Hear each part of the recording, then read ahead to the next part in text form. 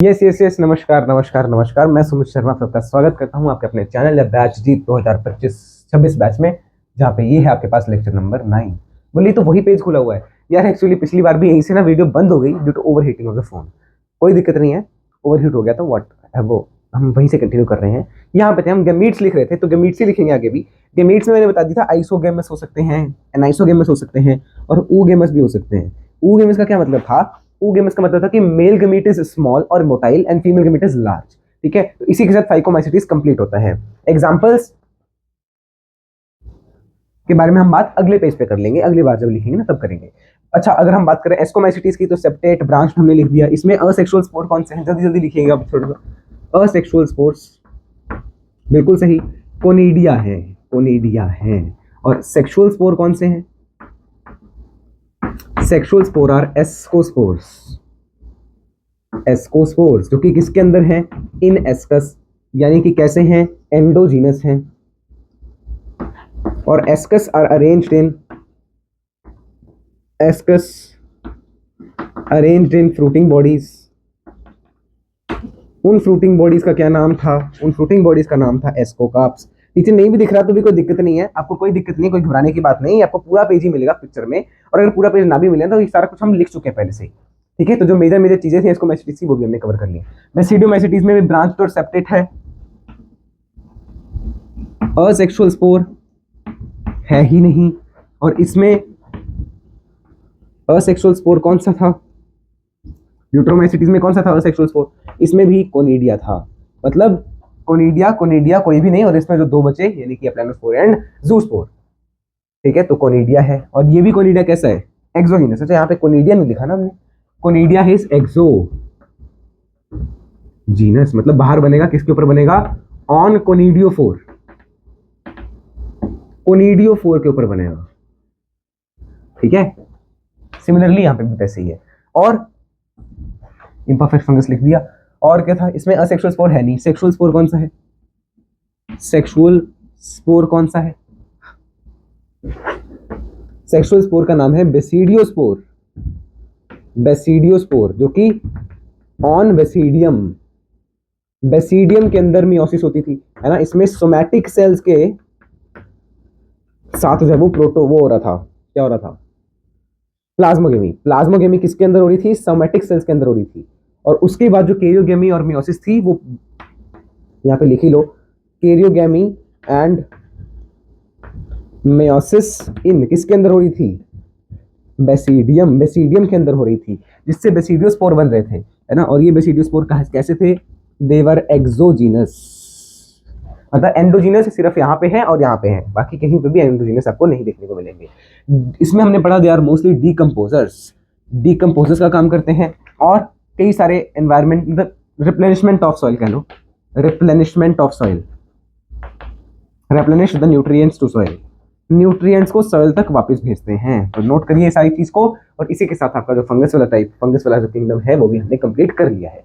अब देखना बचा क्या है आपके पास? Kingdom Animalia, kingdom Plantae. Plantae और एनिमेलिया बचे हैं, उनको हम इस चैप्टर में नहीं करेंगे। अगला चैप्टर ही आपका प्लांट किंगडम है, और उससे अगला चैप्टर आपका एनिमल किंगडम है। ये इस चैप्टर का लास्ट लेक्चर है, और इसमें हमें वायरस, वायरस और प्रायंस को पढ़ने में ज़्यादा टाइम ना लगे, इसलिए मैं कुछ चीज़ें पहले से लिख के लेके आऊंगा बोर्ड पे। ठीक है ना, तो उस कारण से अब हम थोड़ा सा पॉज करूंगा मैं वीडियो को, फिर लिखूंगा, और फिर आपके सामने भरूंगा कुछ चीज़ें, और कुछ चीज़ें पहले से लिख के लेके आऊंगा, कुछ चीज़ें आपको समझाऊंगा। ठीक है ना, उससे जल्दी हो जाएगा, और इसी लेक्चर में ये चैप्टर खत्म हो जाएगा। बिकॉज 9 लेक्चर्स आप इस चैप्टर को दे रहे हो, जिससे 2-3 क्वेश्चन आते हैं, वो कम नहीं है। 9 लेक्चर्स 2-3 क्वेश्चन, जिसने ये 9 लेक्चर्स देखे हैं उसके 2-3 क्वेश्चन कहीं नहीं गए। ठीक है, चलिए मैं 1 मिनट के लिए इसको जरा पॉज कर रहा हूँ, और अब देखना आपको जादू दिखेगा। ये देखो, 1 मिनट, लो, ठीक है। देखा क्या दिमाग लगाया मैंने, सारा कुछ लिख दिया। अब हमें ये हेडिंग्स वगैरह डालने में टाइम नहीं लगेगा, अब सिर्फ इसको भरना है, और वो मैं आपको भरवा ही दूंगा। ठीक है, तो आप जल्दी से जल्दी इसको नोट कर लो, जो मैंने यहाँ पे लिखा हुआ है। अगर आप नोट ना कर पाओ तो मैं बोल तो रहा ही हूँ, आप तब तक साथ साथ में लिखते रहना। सबसे पहला, यहाँ पे चैप्टर का नाम भी मिट गया, biological classification is the name of the chapter. कितना टाइम हुआ वैसे इस वीडियो को स्टार्ट हुआ, इस लेक्चर को स्टार्ट 5 मिनट हुए होंगे मेरे ख्याल से, 4 मिनट। ठीक है, इस लेक्चर में ये मेरे ख्याल से 10-15 मिनट का लेक्चर बनेगा, ये चैप्टर कंप्लीट हो जाएगा। ठीक है, तो सबसे पहले वायरस को हमें कैसे पता चला किसी में वायरस है? हम देखते हैं बीमारियां हो रही हैं, एड्स बीमारी ह्यूमंस में हो रही है, प्लांट्स में क्या क्या पता चलता है कि प्लांट्स में वायरस ने इन्फेक्ट कर दिया, मोजेक फॉर्मेशन हो रहा है, हो सकता है उसके ऊपर कुछ धब्बे धब्बे से आ जाए, उसको बोलते हैं मोजेक फॉर्मेशन। लीफ रोल हो जाए, कर्ल हो जाए, लीफ सीधी थी कर्ल हो गई। Yellowing and when clearing. When clearing मतलब ऐसे होती थी ना, अब अचानक से ये पत्ता बहुत येलो सा हो गया और इसमें से वेन्स हट गई। अब वेन्स हट गई तो आगे तक ये जा ही नहीं पाएगा पानी, है ना, बिकॉज ये वाटर के कंडक्शन में मदद करती है। ड्वार्फिज्म एंड स्टंटेड ग्रोथ, यहाँ पे प्रॉपर्ली लिखा नहीं गया है ये stunted growth. Dwarfism and stunted growth, यार हाइट छोटी रह गई, ग्रोथ कम हो रही है, ठीक है। तो ये सब बीमारियां हैं, ये आपको याद रखनी है। अब देखना डिस्कवर किसने किया था, ये डिस्कवर किसने किया था, ये जो आपको नाम लिखा हुआ है इवानोस्की ने, इन्होंने ही डिस्कवर किया था, इन्हीं का नाम आप लिखेंगे। पुरानी एनसीईआरटी में मीटरनिक को भी कराया गया है, मतलब ऐसा कुछ भी नहीं है। देखो थोड़ा दिमाग लगा लो ना, इसी ने डिस्कवर किया है। ऐसा मैंने कई लेक्चर्स देखे हैं पहले इस चैप्टर के, तो आपको कंफ्यूज कर देंगे, पुरानी एनसीईआरटी में ये कहा है, इस एनसीईआरटी में ये, इस ना, आप एक नाम याद रखोगे इवानोस्की। अगर इन दोनों में कोई एक ऑप्शन आ जाए तो आप इवानोस्की को टिक करोगे, बिकॉज यार साल देख लो थोड़ा सा डिस्कवरी का या थोड़ा इन्वेंशन का, उसने क्या किया है, वो किस साल में किया है, 1892 में किया है। देखो तो ये पहले हुआ है तो इसने डिस्कवर किया है।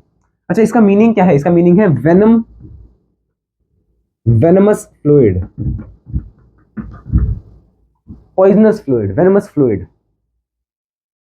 अब एक बार इवानोस्की जी ऐसे ही खेत में चल रहे थे, उन्होंने कहीं कहीं देखा यार ये टबैको का प्लांट है, इसमें मोज़ेक क्यों बन गया। सो ऑब्जर्व्ड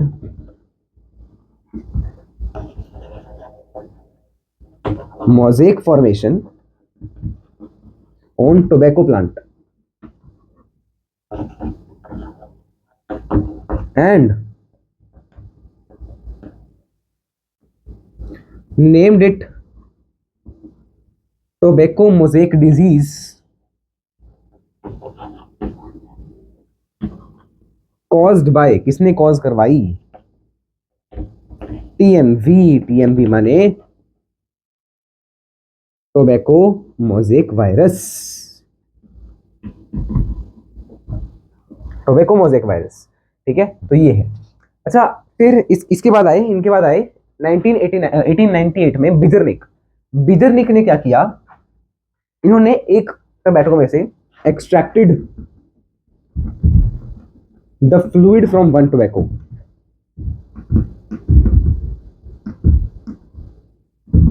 एक टोबैको प्लांट को क्रश वगैरह कर लिया होगा, उससे फ्लूइड निकाला तो देखा fluid from one tobacco plant and saw that it infected other plants also, ठीक है ना, इससे बाकी प्लांट्स को भी इफेक्ट हो रहा था, इसीलिए इन्होंने नाम दे दिया इस फ्लूइड को contagium vivum fluidum. It's not Sanskrit नहीं है ये, ठीक है ना, कोई सोचे पीछे लिख रहे हैं तो वो संस्कृत में भी लिखा जाता है, तो यहाँ पे ये संस्कृत नहीं है, इट्स नॉट संस्कृत में जैसे बोलते हैं ना प्रसादम, है ना, तो ऐसे ही ये वो नहीं है, it is contagium not congium, it's contagium vivum fluidum. इसका मतलब है कंटेजियस माने खतरनाक फ्लूइड जो कि डिजीज करता है और वायरस से हो रहा है, इसका मतलब ये था। अच्छा ये नीचे क्या लिखा हुआ है बताऊंगा, पहले ये देखो WM स्टैनली ने फिर 1935 में क्या किया, इन्होंने देखा कि यार एक वायरस को क्रिस्टलाइज कर दिया इन्होंने, है ना,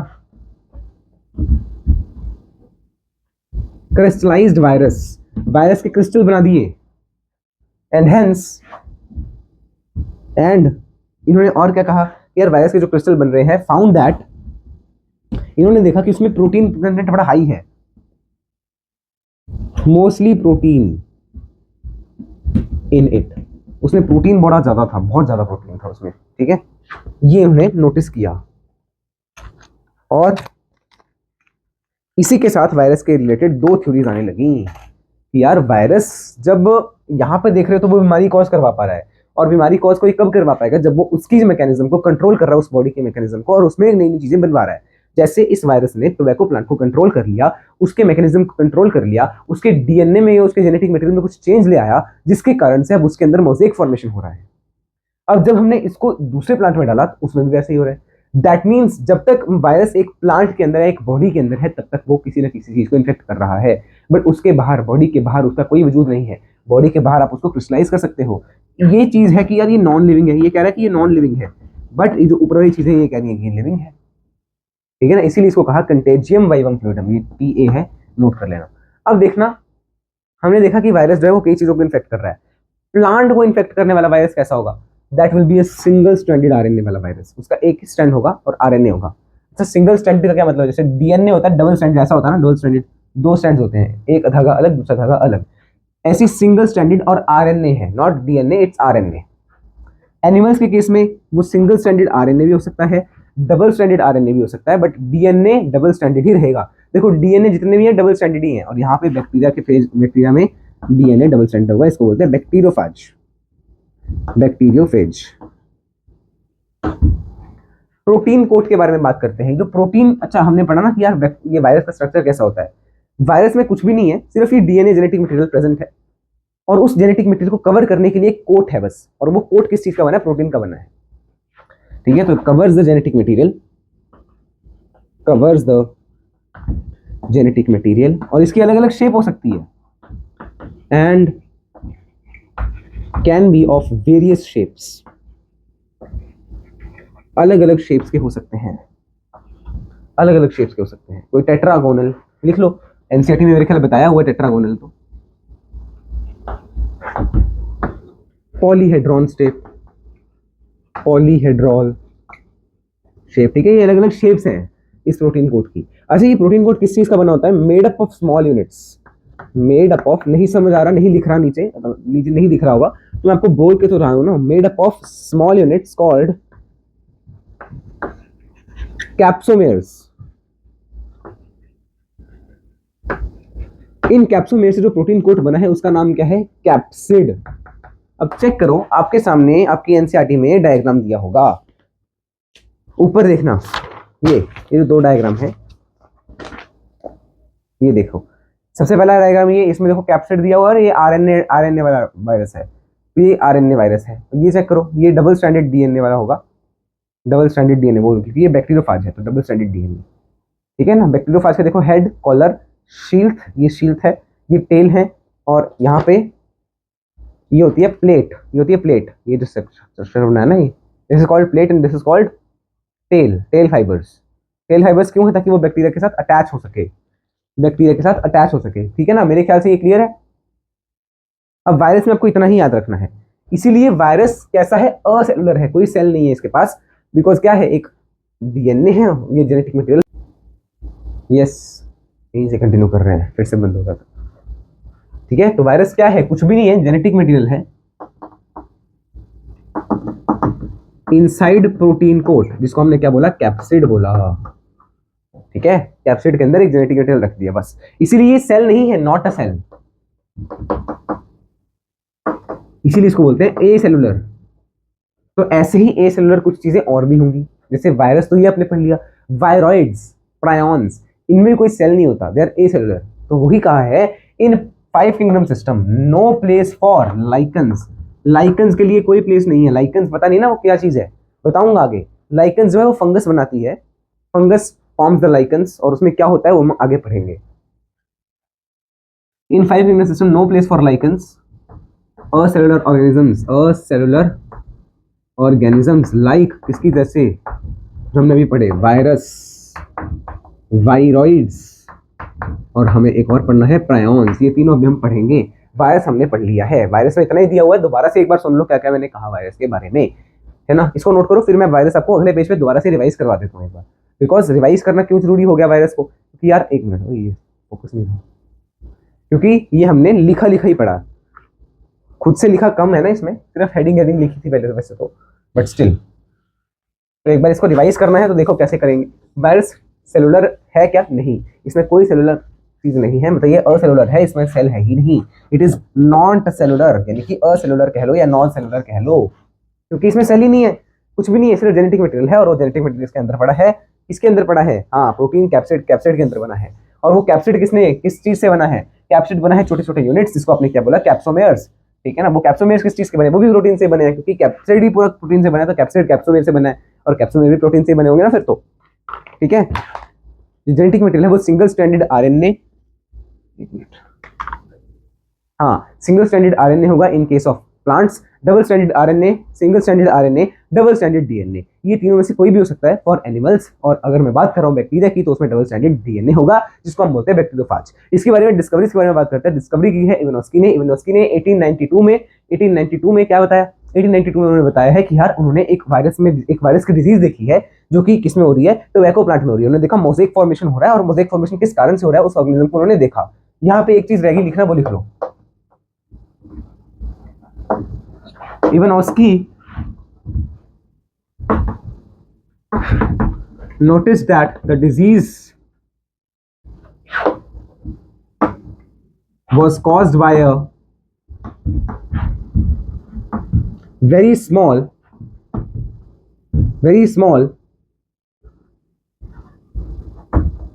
organism, वायरस, जो एक्चुअली एक ऑर्गेनिज्म है भी नहीं, यहाँ पे मैं स्टार लगा रहा हूँ, है भी नहीं है ऑर्गेनिज्म तो असेलुलर है ना, very small virus, as virus could easily pass through bacteria strain. ठीक है, बैक्टीरिया स्ट्रेन लिखा है, क्या लिखा है, एक टर्म था जो कि बैक्टीरिया को, हाँ बैक्टीरिया प्रूफ फिल्टर मतलब वो फिल्टर जिसमें से बैक्टीरिया पास नहीं होते। मतलब देखो ऐसे आप चाय छन्नी लेते हो, जैसे आप चाय छन्नी होती है उसमें छेद है ऐसे छोटे छोटे, ठीक है ना, इसमें आप चाय डालते हो, जो पार्टिकल्स हैं वो तो ऊपर ही रह जाते हैं ना चाय पत्ती के, बाकी नीचे चल जाती है चाय, बिकॉज चाय इस छेद से पास हो सकती है, इस छेद से छोटी है, लिक्विड तो निकल ही जाएगा। वैसे ही जो बैक्टीरिया है वो भी इससे पास नहीं हो सकता, बट वायरस इससे छोटा है तो वो इससे पास हो रहा था। इससे हमें पता चला कि वायरस इज स्मॉल, इतना स्मॉलर देन बैक्टीरिया से भी स्मॉलर है, ठीक है ना। फिर इसके बाद हमने क्या पढ़ा, इसके बाद आए बीजरनिक ने 1898 में बीजरनिक ने क्या किया, बीजरनिक ने हमें बताया कि यार वायरस जो है वो मैंने एक टोबैको मोज़ेक से निकाला फ्लूइड, दूसरे में डाला तो मुझे पता चला कि दूसरे टोबैको मोज़ेक, उसमें भी टोबैको मोज़ेक डिजीज हो गई, दूसरे टोबैको प्लांट में भी। इससे उनको पता चला ये जो फ्लूइड है ये कंटेजियस है, मतलब ये डिजीज फैल सकती है, इसलिए उन्होंने कहा कंटेजियम वाइवम फ्लूइडम, यानी दिस फ्लूइड इज कंटेजियस, और जो कि वायरस से हो रहा है बीमारी इसकी, ठीक है। एंड एट लास्ट आए आपके पास जो है स्टैनली, ठीक है ना। स्टैनली ने क्या कहा, स्टैनली ने कहा 1935 में यार वायरस को हम क्रिस्टलाइज कर सकते हैं और उन क्रिस्टलाइज में मेजर पोर्शन जो है वो प्रोटीन्स का ही होता है, इसीलिए वायरस जो है वो असेलुलर भी है, वायरसेस आर असेलुलर और no place in 5 kingdom system. जिसको राइटिंग गंदी लग रही है अपने राइटिंग में अपनी कॉपी में लिखोगे, मैं थोड़ी लिखूंगा तुम्हारी कॉपी में, ठीक है ना। तो no place in 5 kingdom system, 5 kingdom system में कोई जगह नहीं दी गई वायरस को, ठीक है। तो इसको नोट करो और फिर हम करेंगे start with our next topic which is viroids, और वो भी मैं वैसे ही करवाऊंगा, पहले से लिख के लेके आऊंगा, ठीक है ना। तो ये लीजिए लो, ठीक है। तो देखो वायरॉइड्स क्या थे, पहले हम डिफरेंस के बारे में बात करते हैं कि वायरॉइड्स एक्चुअली है क्या। वायरस आपको पता है क्या थे, जेनेटिक मटेरियल प्लस कोट के अंदर, बट इसमें फ्री आरएनए, सिंपल ऐसे free RNA, no coat, no protein coat, कोई प्रोटीन कोट नहीं है, इसीलिए ये लो मॉलिक्यूलर वेट वाले हैं एज कंपेयर टू वायरस की बात हो रही है। डिफरेंस की जब हम बात करते हैं तो हम किससे साथ कंपेयर कर रहे हैं उसके अकॉर्डिंग बोलते हैं, उसके अकॉर्डिंगली। तो it is low molecular weight और इसका हायर मतलब इसके मुकाबले ज्यादा है, वैसे तो इसका भी कम ही है, पतला सा के मतलब ये दोनों ही असेलुलर तो दिखेंगे भी नहीं ऐसे। हायर मॉलिक्यूलर वेट और ठीक है, ये जो वायरॉइड है ये भी बीमारी कर रहे थे क्या, हाँ ये भी बीमारी कॉज कर रहे थे। किसने डिस्कवर किया था, टियोडाइनर, ये देखो टियोडाइनर ने कब 1971 में डिस्कवर्ड एन इन्फेक्शियस एजेंट, इन्होंने देखा कि एक इन्फेक्शियस एजेंट है विच कॉज्ड, जो कि क्या बीमारी कॉज कर रहा है, potato spindle disease, not tomato, potato spindle disease, जिससे पोटैटो में कोई बीमारी हो रही है। और ये जो चीज उन्होंने देखी थी, it was smaller than virus, because इसमें कोट भी नहीं है ना यार,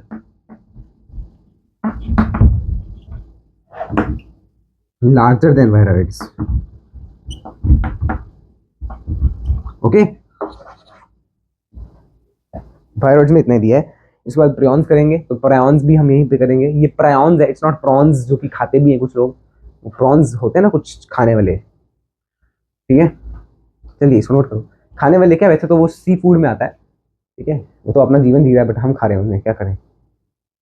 यस, प्रायॉन्स भी लिख लिया है। तो देखो प्रायॉन्स में क्या है ना, एक्चुअली कई बीमारियां जो कि दिमाग से रिलेटेड थी, वो कैसे, देखो न्यूरोलॉजिकल का क्या मतलब है, जो कि न्यूरॉन्स या माइंड से रिलेटेड हो, ब्रेन से रिलेटेड हो, तो वो इन्फेक्शियस है, मतलब फैल सकती हैं। और वो कौन फैला रहा था, इट वर ट्रांसमिटेड टू, वो एक एजेंट फैला रहा था, और वो एजेंट कुछ था नहीं, वो सिर्फ प्रोटीन ही थे। तो हम उसको सेल माने, नहीं मान सकते, क्योंकि प्रोटीन है ना, सेल थोड़ी है।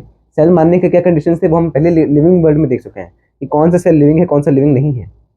सिंपल प्रोटीन है यार, क्या वो मतलब क्या वो ग्रो कर पाएगा, चलो ग्रोथ को छोड़ दो, क्या वो बाकी सारी फैक्टर्स जो कि लिविंग थे, डिफाइनिंग कैरेक्टर से लिविंग के, क्या वो उनको फुलफिल कर पाएगा, नहीं कर पाएगा। इसीलिए ये भी रायंस भी क्या है, असेलुलर है, कोई सेल नहीं है, सिर्फ प्रोटीन्स ही हैं, ठीक है। तो एजेंट था, और उसमें क्या थे, containing abnormally folded proteins.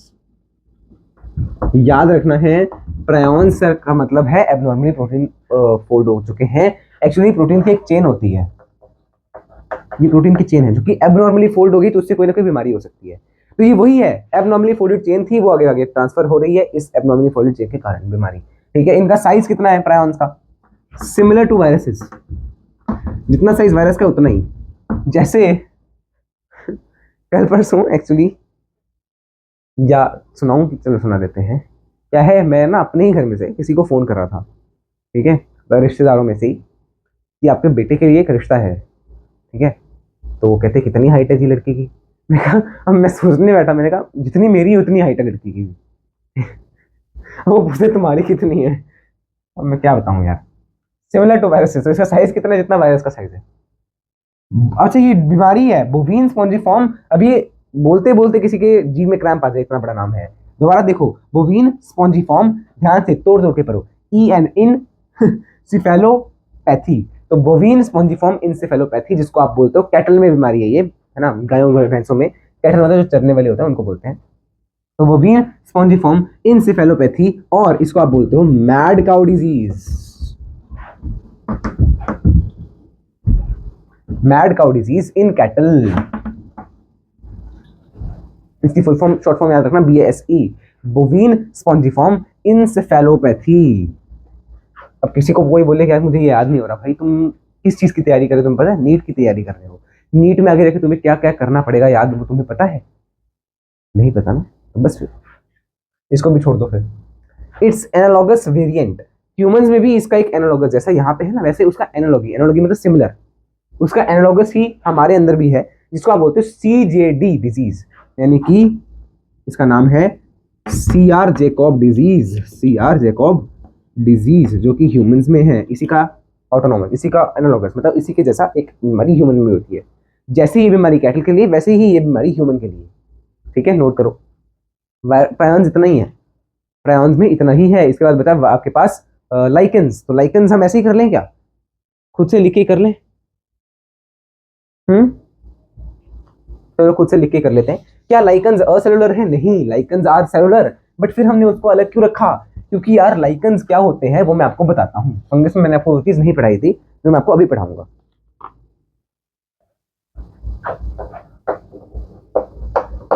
Some fungus can be living as mutual, वो म्यूचुअल होकर रह रहे हैं, म्यूचुअल एसोसिएशंस। म्यूचुअल का मतलब है दोनों को फायदा हो। म्यूचुअल एसोसिएशंस किसके साथ बना रहे हैं, म्यूचुअल एसोसिएशंस विद, जैसे लाइकेंस में बनाता है किसके साथ, एल्गी के साथ, एल्गी और हायर प्लांट्स। अगर तो हायर प्लांट्स के साथ जुड़ा है तो उसको आप बोलते हो माइकोराइजा, जो कि आपको यहां पे नहीं पढ़ना, अगले चैप्टर में पढ़ा देंगे। और एल्गी के साथ जुड़ रहा है तो उसको आप क्या बोल देते हो, उसको आप क्या बोल देते हो, जो अभी हमने पढ़ना है, लाइकेंस। और ये ऐसे एल्गी और फंगस ऐसे जुड़े होते हैं आपस में, हमें पता नहीं चलता कि वो फंगस है कि वो एल्गी है, क्या वो एक ऑर्गेनिज्म है कि दो ऑर्गेनिज्म, पता नहीं चलेगा।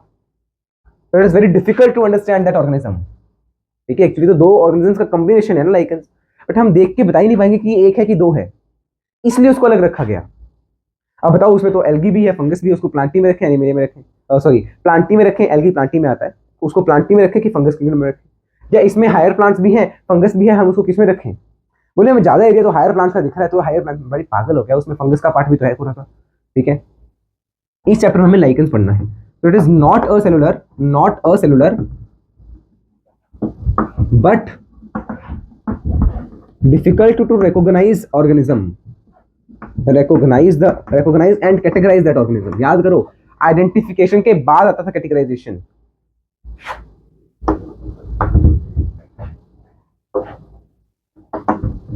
लिविंग वर्ल्ड, ठीक है ना।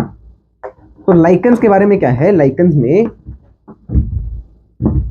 एक है एल्गी, एक है फंगस। अब फंगस क्या करती है, क्या फंगस आपको पता है कि खाना बना पाएगी क्या? नहीं।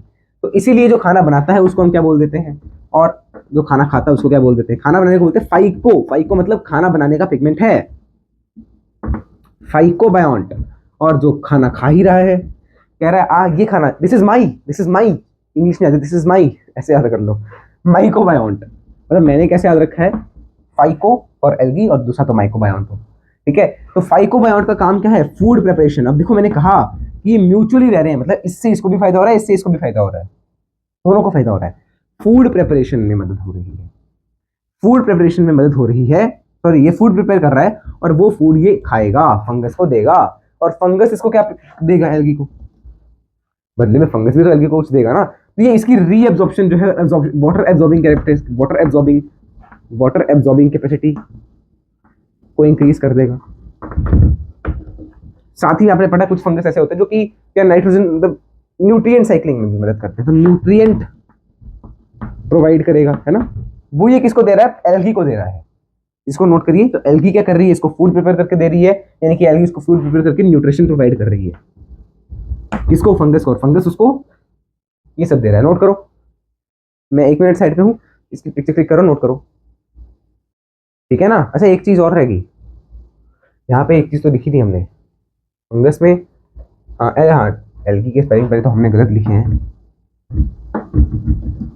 देखो फंगस इसको साथ में शेल्टर भी प्रोवाइड कर रहा है कि यार तू मेरे पे रह ले। Fungus is providing this much to the algae, और एल्गी उसको फूड दे रहा है बना के, ठीक है। और साथ ही में ये इतने ज्यादा आपस में लगे होते हैं ना, हमें इतने चिपके हुए होंगे, हमें पता नहीं चलेगा, रिकॉग्नाइज ही नहीं होगा, कैटेगराइज ही नहीं होगा कि हम इसको एक ऑर्गेनिज्म रखें, दो ऑर्गेनिज्म रखें।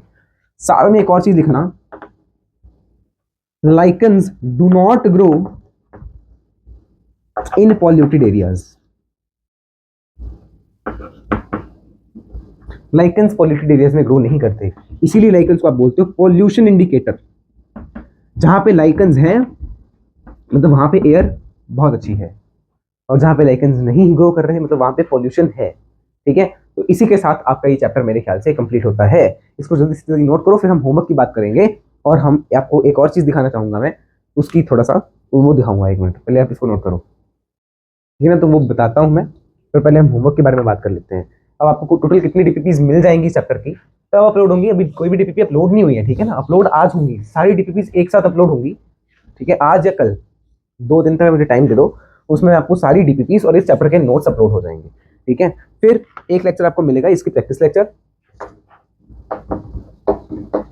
लेक्चर नंबर 10, प्रैक्टिस क्वेश्चंस करवाऊंगा मैं, ठीक है, जिसके साथ ये चैप्टर कंप्लीट कर देंगे। उसके बाद हम नेक्स्ट चैप्टर स्टार्ट करेंगे, वो आप मुझे बताना कौन सा चैप्टर स्टार्ट करना है, ठीक है। वैसे तो प्लांट किंगडम एनिमल किंगडम कर लेंगे तो बढ़िया रहेगा, that's all up to you, ठीक है।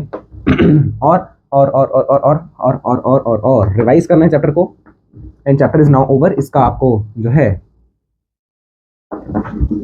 पीडीएफ ऑफ नोट्स मिल जाएगा ऑन टेलीग्राम चैनल, आप सर्च करना जीत 2026 या 2025, दोनों चैनल्स में मिल जाएगा। दोनों चैनल्स पे इसके नोट जो है, नोट्स जो है वो अवेलेबल करवा दिए जाएंगे, पीडीएफ नोट्स हो गए। और भी कुछ सोचा था, हाँ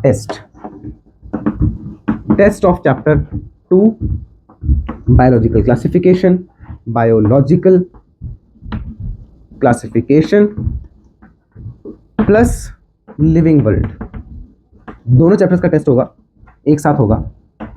इसके आएंगे कुल 15 क्वेश्चंस, इसके आएंगे कुल 5 क्वेश्चंस, तो टोटल हो गए 20 क्वेश्चंस, 2 4 8, 80 मार्क्स।